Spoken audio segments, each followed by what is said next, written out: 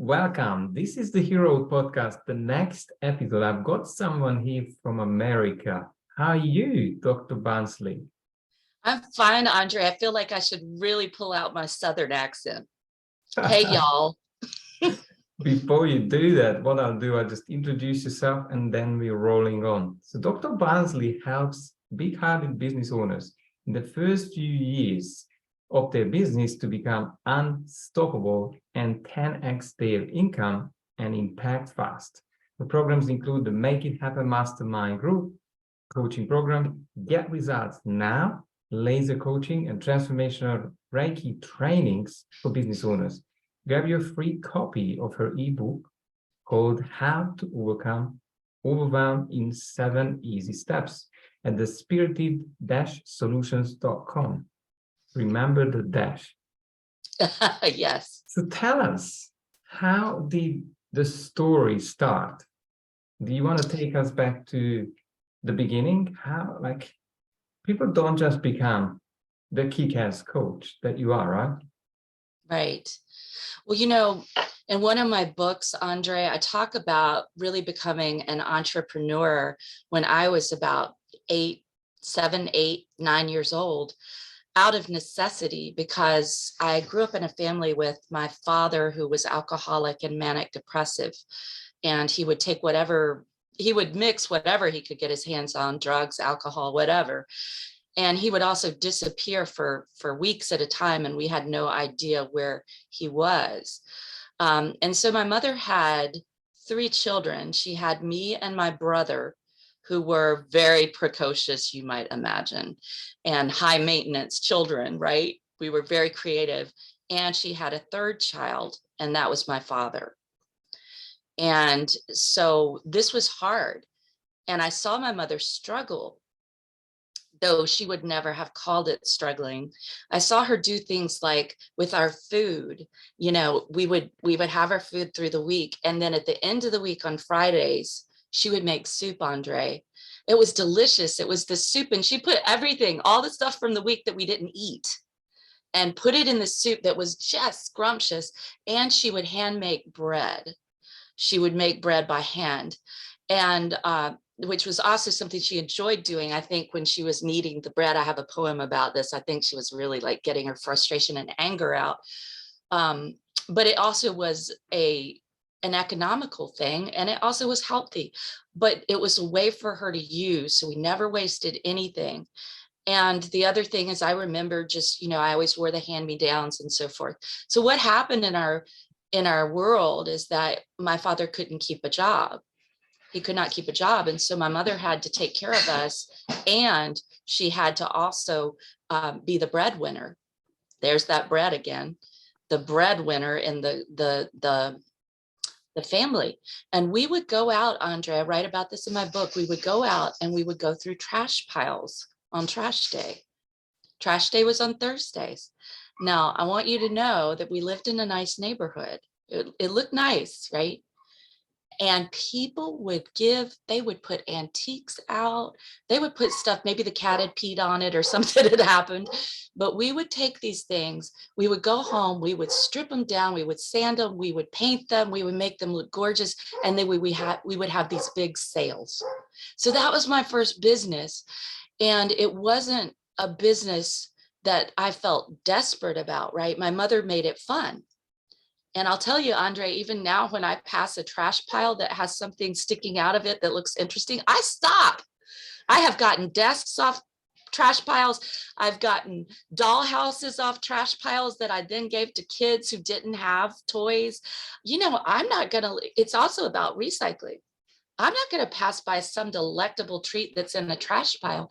But do you see how resourceful my mother was? And she made it fun. But that was born out of necessity from a pretty difficult situation.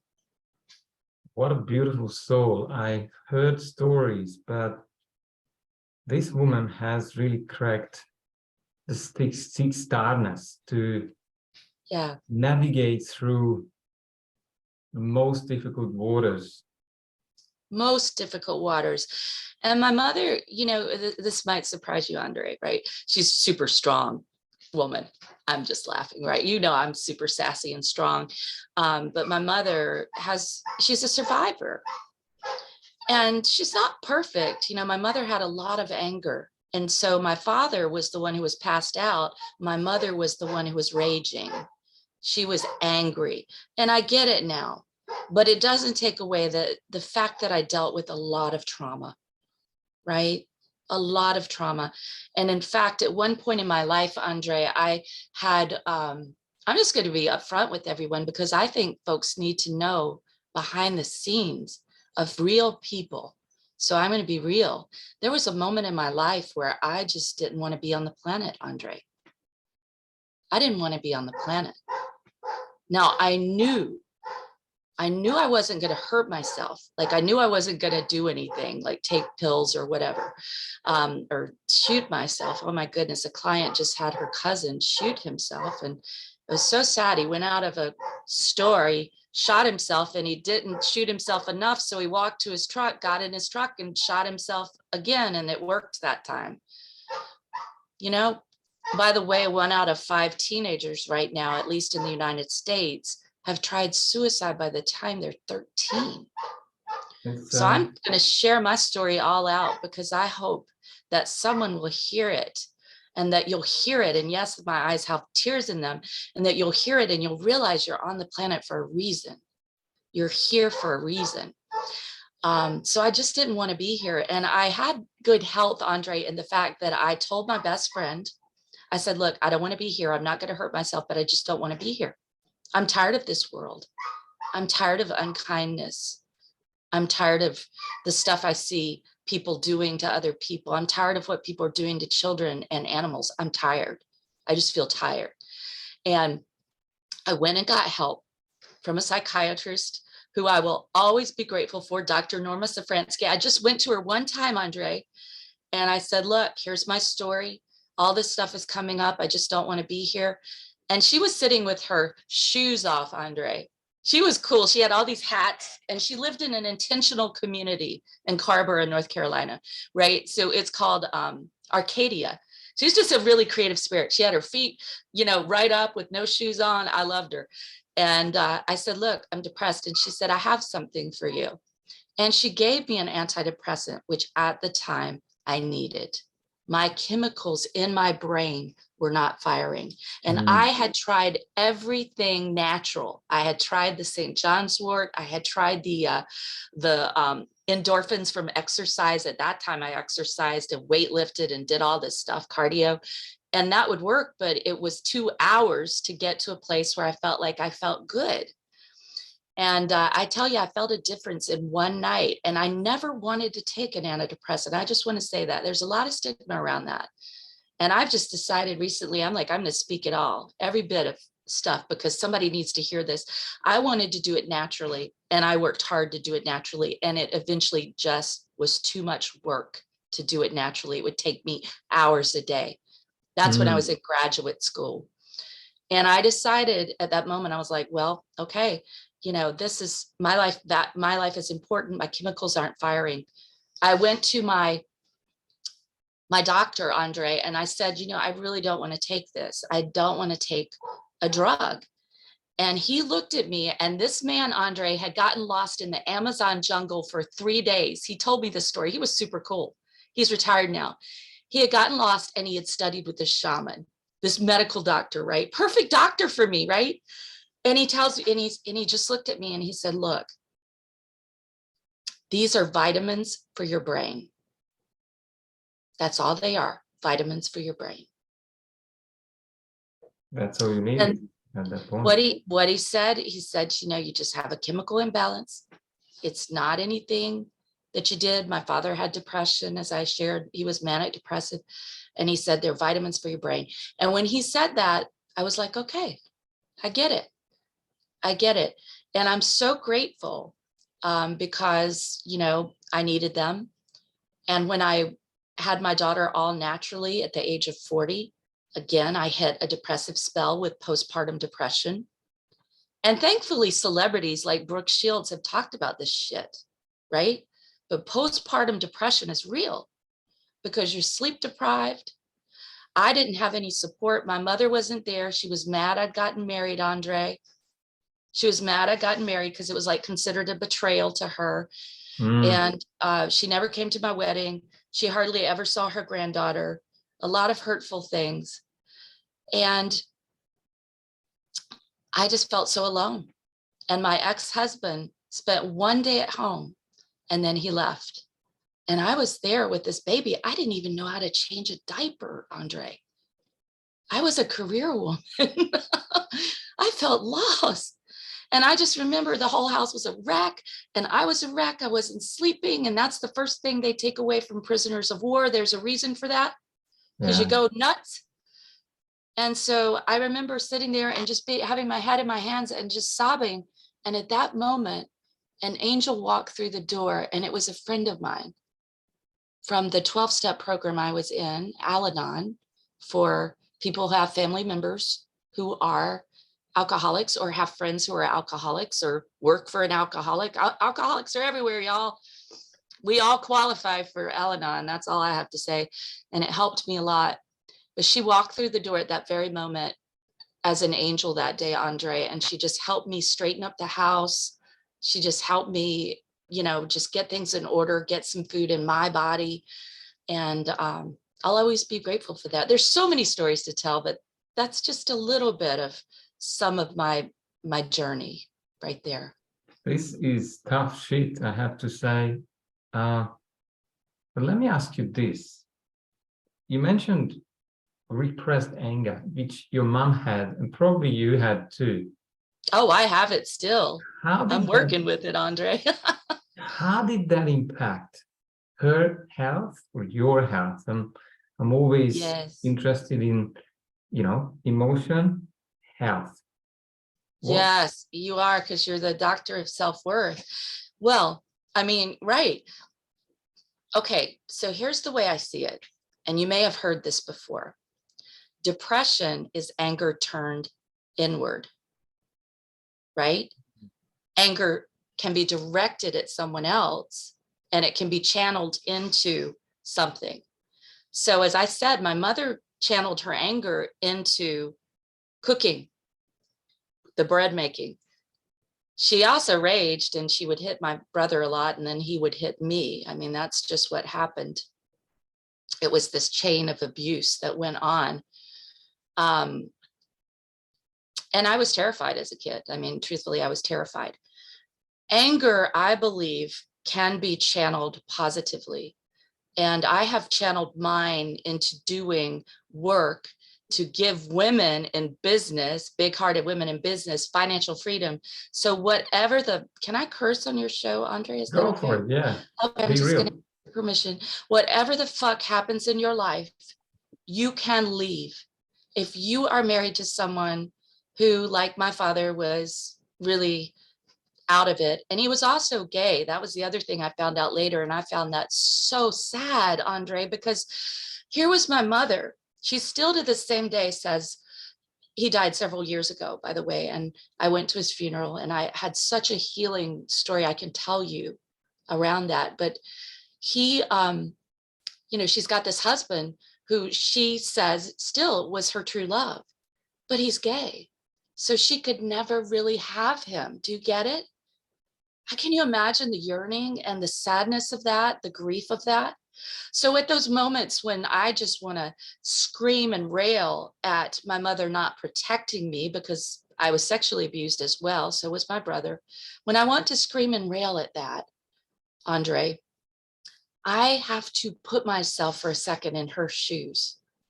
And I get that she was just trying to keep a roof over our mouth, a roof over our heads and food in our mouths and get by from day to day. That's what she was trying to do. And there are a lot of things she did well, by the way. My mother did a lot of things well. She was super creative. She's artsy. I went to see the opera when I was like 6 years old. There, she read to me, and that's where my love of literature came. There's so many things my mother did well. So I just want to say to the people who are listening, if you want a way to find some compassion for your parents, and guess what? All parents fuck up. let me just repeat that. All parents fuck up. I know my daughter who's 16, I always say to her, you know, you're going to be in counseling. She is now, by the way. Because she got diagnosed with a medical thing that really, really bothered her. And I'm not going to say what it is just to protect her, but she was very upset about it. And so she's getting counseling at school, which is great. And I said, honey, you go in there and you say whatever you need to say. And that's good, because guess what? All parents fall short. And I just hope you know that no matter how your dad falls short and I fall short, that we really love you. We love you. And we're on your team. And I said, do you know that? And she's like, yeah, I know that. See, I never heard those kinds of words, Andre, when I was a kid. I never heard those kinds of words. I never felt listened to. I really felt ignored. I was very quiet. I laugh now, right? My ex-husband used to say, you're making up for lost time. You really do. No wonder I became a speaker and an author, right? Because I wanted to express what had been stifled, stomped out of me, and beaten out of me as a child. So what was the breakthrough? Because there I heard a lot of things going wrong, a lot of struggles and pain and depression and anger that you may even have. And I'm happy to explore that, because my approach is that what if we could release it, and then there is a step. But tell me, Andre, wait, let me tell you something. You asked me, what was the breakthrough? Okay, there's a big one. When I was 16, there's a big one. And of course, my daughter's 16, so this is cool to remember. I decided at age 16, I was invited to, a friend of mine actually kicked my ass to try out for a play at school in high school. And I got the part. And then suddenly everybody knew me. Here I was, this little wallflower nerd, really geeky kid who always had her, you know, I see myself as always having my head in a book. I would even go to dinner with my parents and I would read while we were at dinner out in a restaurant. That was my escape. That was how I got out of this horrible situation. 16, I decided to be happy. I remember the moment. I remember where I was. I was walking between classes and I just made a decision. I'm going to be happy. I don't give a crap what happened in the past. I will be happy. And that was the moment that it started. Now, for years, I'm 57 now. I have had, for 30 years, I've practiced Reiki daily, Andre. Reiki is a method of natural stress and pain relief that works on the level of your body, your emotions, everything, your intellect. It works in your spirituality. You don't have to have a certain way of believing, but it definitely brings you in connection to all living things, right? One of our Reiki principles is just for today, I will be kind to every living creature, right? And that includes ourselves. That includes ourselves. We forget that. So doing the Reiki really initiated a huge healing for me. And I still, Andre, I continue to do lots of work. This afternoon, I'll go and have Rolfing to work on some things that are stuck in my hip. I love the book, The Body Keeps the Score. Do you know this book? I've heard about it, yeah. Oh, you have got to get this book, Andre, because our bodies register everything that has happened to us. And so sometimes we can't get at the memories. Like I didn't remember my memories of sexual abuse until COVID, when I slowed down enough and had enough time that they could come up, right? I was ready to deal with them. I was ready. And I could take the time I needed to work through the terror and the anger and the pain and all the aspects of the shame of it. Yeah, it came up when I was 54, actually, but our bodies will allow us to enter into whatever emotional thing is carried. And sometimes we don't even need to know what it is. So I would just say to everyone listening here, number one, think about being kind to yourself. You get kindness that, like you give to others, give it to yourself first. Number one, you want to turn things around, do that. Channel your anger into something you care about. Maybe it's animal rescue. That's where I channel mine. I also channel it into working with teenagers who have been traumatized. Channel your anger into something that, use it as a force to give you energy, and get it out. Get it out on paper. Today I'm angry. You know, they're mad, sad, glad pages in The Artist's Way. It's a great book. And you sit down every morning and you write, I'm mad because, you write, I'm sad because, you fill up the page. I'm mad because, you fill up the page. I'm glad because, and you fill up the page. I don't do that every morning. Let me be real, y'all. But when I feel a lot of anger, I'll sit down and I'll do my mad, sad, glad pages and get that shit out. Because otherwise you will become bitter and you will lack forgiveness. And that lack of forgiveness will harm you. It will not harm the person we haven't forgiven. Yeah, I've heard once this wonderful way of saying it. If you're not healing yourself, then you're going to bleed on people who did not cut you. Say it again, Andre, I didn't quite catch it. If you're not healing yourself, then if you're not healing yourself, then you may bleed on people who did not cut you. then you may believe in people who did not. You bleed on people. Oh, you may blood, bleed on people who didn't cut you. Who did not cut you. And got it. That's what. Ooh, that's powerful. That's what tends to happen, that people not able to resolve it on their own, and then it spills over to, obviously, relationships are the cornerstone of life. Yes. But you know, it's not, we can't do a spiritual bypass. Like we can't say, oh, well, this happened to me and, oh, but it's okay. No, I want everyone here, when you've had shit that people have done to you, they should not have done it. They should not have. There is nothing that justifies the behavior that they did. Nothing. I don't care what it is. Nothing can justify what Jeffrey Dahmer did to people.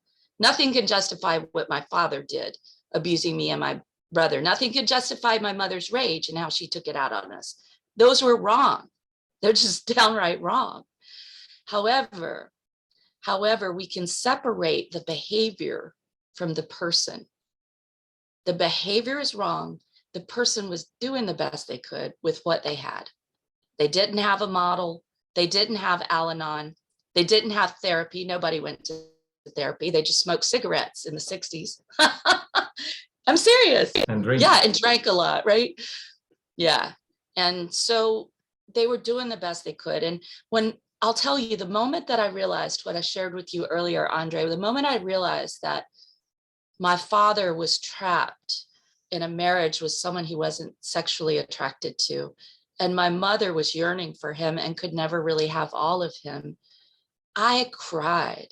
I was in a transformational training, Andre, and I cried about the sadness of the prison that their marriage was.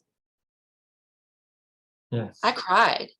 And when I understood that, I was like, wow, I got a whole new level of compassion that wasn't a spiritual bypass of, oh yeah, well, she did what she could. This was like, she was imprisoned and she never knew. She never knew. I believe my mother never knew real love. Yeah, especially unconditional love, because I think each and every one of you listening, you've got to have an experience of that. Otherwise, you cannot give it. I didn't have it. Yeah. Or I don't remember having it when I was young. Yeah. And that's a quantum leap. So that's why you do what you do, because, and it's healing for you, right? Because you're bestowing it on others, which shows you have it. You are it, right? Yeah. That makes me want to cry, Andrea. Can I cry on your show? I have to tell you, you know, I think tears, I always say to my clients in Reiki, we always have lots of tears and lots of laughter, right? We go deep. And actually, I've had psychotherapists who are like, Barnsley, I did more in your weekend Reiki level 1 training than I ever did in 25 years of psychotherapy. Like, I hear that from the therapists. We go very deep, and it's a safe place to do that. And by the way, I'd love to hear from your people who may be interested in Reiki training. And I am developing some ways to do that online. And some people just come in, and I actually have Airbnb in my house, so they could just stay right here. It's so perfect. I have two little suites that are perfect. So I have people come in from different states, and, you know, which is lovely. I love that. There was something I was going to say to something you said. Unconditional love. This is so true. And I was blessed, Andre, because my grandmother was that place of unconditional love. I had one person that was she was called Granny Lewis. That's what I called her. And I was the youngest grandchild, and I was mad for a long time because, like, all the others wouldn't go see her. They didn't care. And I got less of her in terms of years, but then I was like, shut up, Barnes. You got more of her because you went to see her and you spent time with her. And Andre, this is sort of an image that I think some of your people may identify with. She was so loving, and she loved me so much, but she was not a warm, huggy person. There was no warm hugginess about her. But I knew always she loved me. She always told me when I'd leave there, she'd say, Barnsley, be good. I'll say, I'll try, Granny, I'll try. And I always hear her now. Sometimes I'll hear her say, Barnsley, be good. Because Barnsley has the bitchy side that'll come out sometimes, right? To be like, Barnsley, be good. And I used to beg to do her nails, Andre, just so I could touch her hands. How resourceful that is. Yeah. But it also is kind of sad, you know, but I would hug her, and, you know, it just was her era. She grew up in an era. She had lost her mother when she was really young, and she had to be strong. And she kind of grown up in an era when you didn't really express your feelings. And I certainly never saw my granny. Well, actually, I take that back. I saw her cry once, and that's right before she passed, and I was the person with her. One tear came down. She was in a coma, Andre, and I knew the time she would die, and I had sped 2.5 hours in my car to be there. I just knew intuitively that she would die at 9 o'clock. I got there at 8:45 in the morning. And I asked my family to leave me with her because I had talked with her and said, Granny, could I be with you when you pass? And she said, I don't want to talk about it. And I said, Granny, please let me be there with you. Just let me be there. And Andre, when people are in a coma, they definitely can hear, right? They can hear.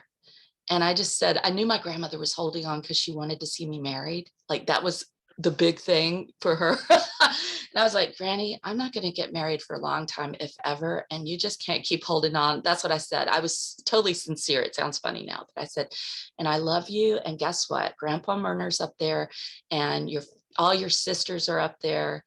And everybody's waiting for you up there. And your favorite cat is up there. His name was Lester. Lester's up there waiting in the beyond. They're all having a party. They're waiting for you. And I'm here on this side. And I love you, and you need to go. And I give you permission to go, and I'm going to be okay. And I was holding her hand, and I was doing Reiki on her forehead and holding her hand, Andre. And I'll tell you what happened. It was absolutely shamanic. First of all, one tear came down her cheek, just one tear. And I knew at that moment she had heard everything that I had said. My grandmother heard every bit of it. And then I could feel her spirit lifting out of her body. I could feel whatever you want to call that, her soul, her essence lifting out. I could feel it. And she took one last breath. It was like a rattly breath. And then it was just this long exhale. And in the exhale, all this love just poured into me through my hands that were on her. And it was like she poured all her love into me, and then she took off. How beautiful. All her love. And I'm so grateful. I have always said what you said, Andre, that if we just have one person, and it could be a teacher. A lot of times it is a teacher or a coach or a youth director in a spiritual community, or even a neighbor. If we just have one person, it could also be an animal. Andre, I had a dog named Czar he was a German Shepherd. He was my love when I was growing up. He was my protector. He was my confidant. But if we can all just have that love from one other being, we'll be okay. And obviously, Andre, you're okay, and you didn't have it as a kid. But I think actually you did. I want you to think for a second, how did you have that love? Because obviously you did somewhere. Where was it? I had an extra kind of grandma living nearby, and she was that person of embodying this love beyond anything. So I did see that energy. You had it. And of course, everyone else was telling me they are spoiling me, but because Yeah, of that's the what pattern. abusive people do. Like, how Yeah. dare he know he's precious? Yeah. So absolutely, I had a glimpse here and there, and that was amazing. Obviously, we are guided at times. Yes. Sometimes I guess you and I are. It happened to me. I'm the only person in some of my clients' life who believes Yes. in a different reality, believes that, hey, there's another way for you, another version of you in the future, and you can get You can get it. It's already there. You know, you can do that future self exercise where you write, my future self is blah, blah, blah, blah, blah. But guess what, everybody listening, that is already in you. It's your divine blueprint. It's in you. That blueprint is in your essence, your soul, whatever you want to call that, your spirit. It's already there. And so if you begin to trust that you are precious, and you are precious, and you begin to say that to yourself, look at yourself in the mirror and say, I am precious. I love myself. I am lovable right now, just as I am. If you begin to do that, they call it mirror work. It absolutely works. If you begin to do that, and I know at the beginning you'll be like, I don't believe it. I don't care. Just do it. Look in your own eyes, like you would look in the eyes of your beloved. Look in your own eyes. You are your own beloved.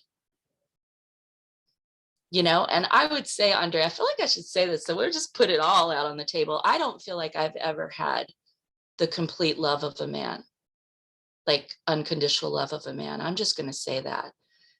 Though I was married, though I had boyfriends, you know, I don't think I ever had that. And actually, I don't think I'm that different, because I believe that there are a lot of people who are in relationships with significant others who may be male, female, whatever. That's okay. We're all souls. We just have different bodies. So whoever you're attracted to is just fine. That's you. You're precious as you are. But, you know, I think there are a lot of people that way. And so many people afraid to be alone. And I know for the longest time, Andre, I was afraid to be alone. Like I wanted to belong to someone. I wanted to have that ring on my hand that would say, I'm worthy of a marriage. And I had it, but the marriage wasn't a marriage in which I felt cherished, in which I felt loved, in which I felt uplifted. It was a marriage that was eroding me, like subtle erosion. You know, you go to the beach and you love it and it's great, and you go away for a year and then you come back and you're like, oh my God, there's so much sand gone, it's eroded. The problem is when we're in that kind of relationship, we don't notice because we're in it every day. Although it's a subtle erosion. Yeah, what you said is very profound, because I did come across a lot of people who, out of that wound of feeling alone, reaching out for someone, and then somehow they recreate that aloneness in the relationship. In the relationship.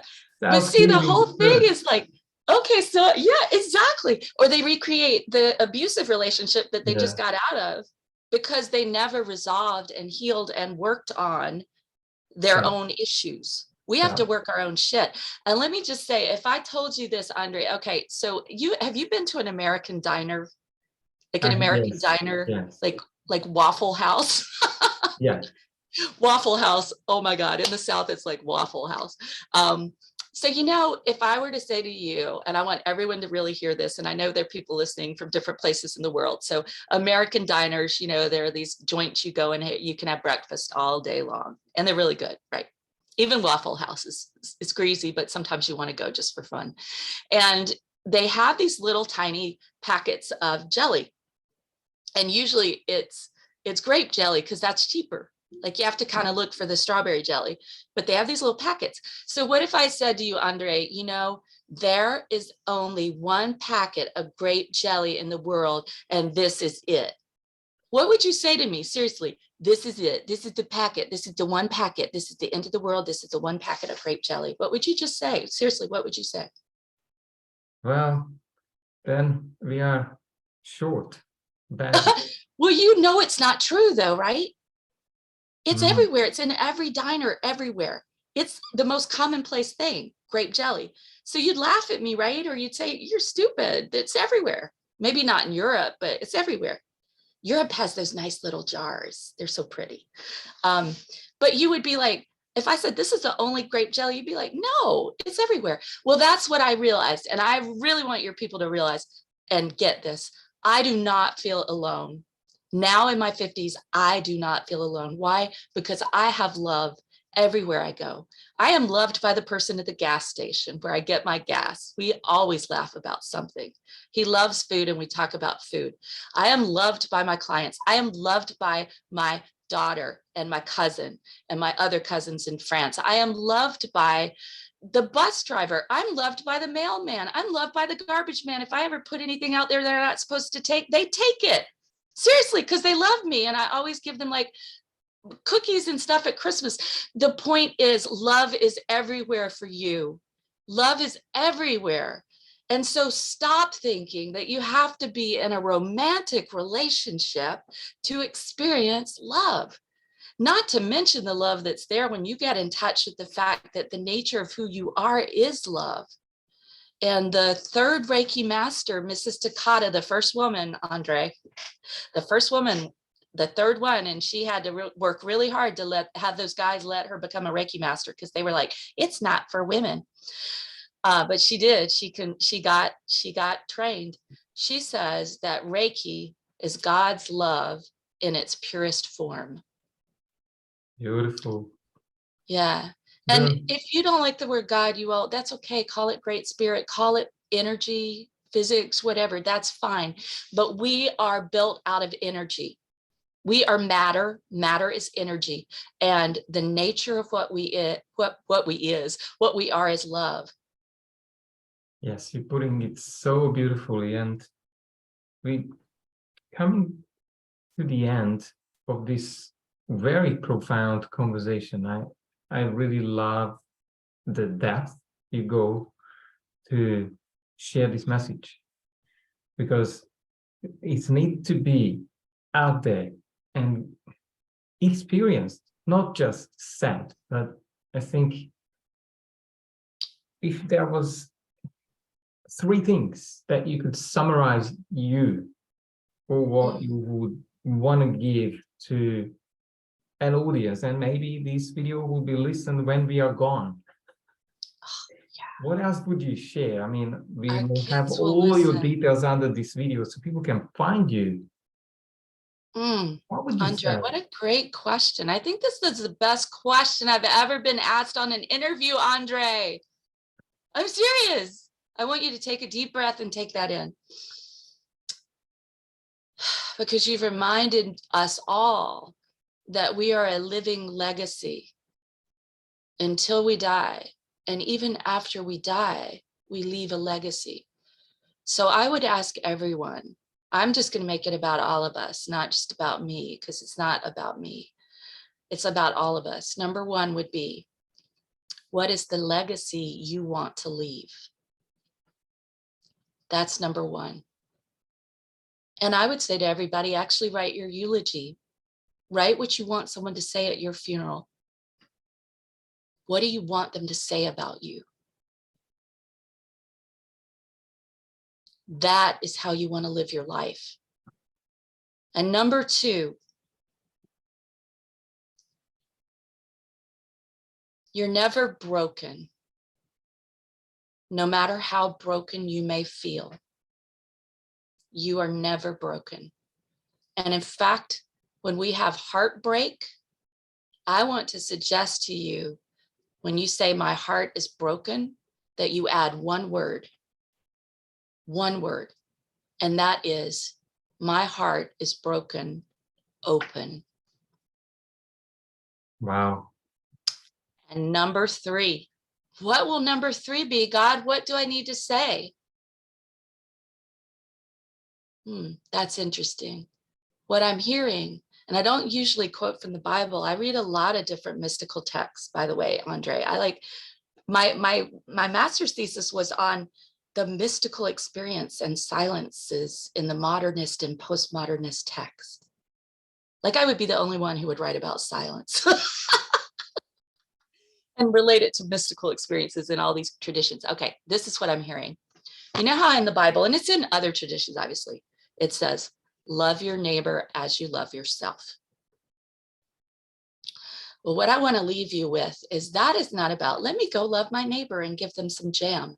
The whole point is that when you love yourself, you're also loving your neighbor, because we are all one.